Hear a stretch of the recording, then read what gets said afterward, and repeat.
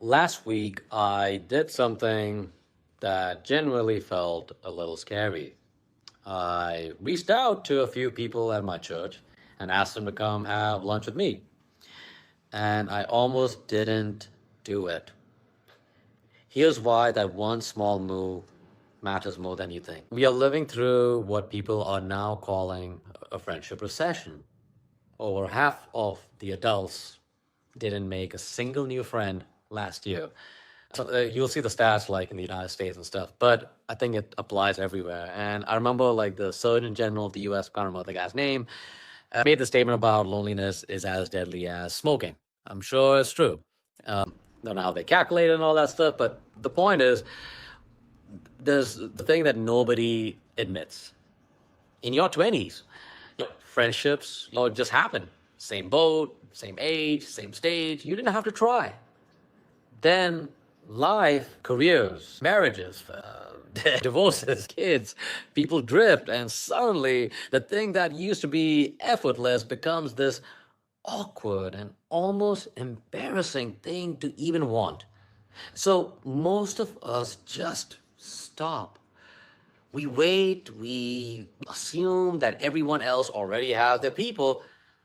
We tell ourselves we'll figure it out later. But here's what the research actually shows, and it blew my mind. There's something psychologists call the liking gap.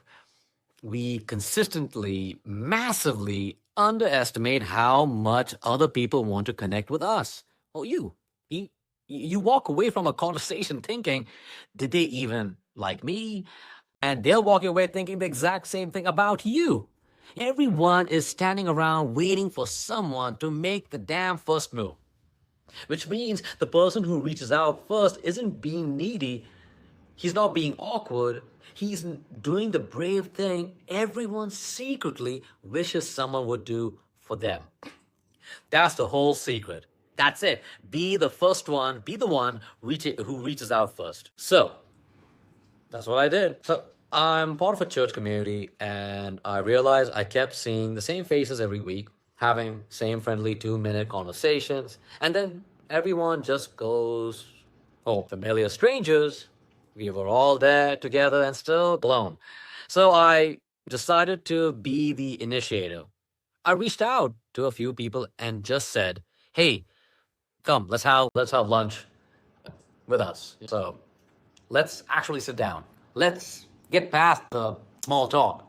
And what? Nobody said no. Well, to be fair, most others were busy and stuff and had some important things on a Sunday apparently. So, uh, but the point is that nobody thought it was weird.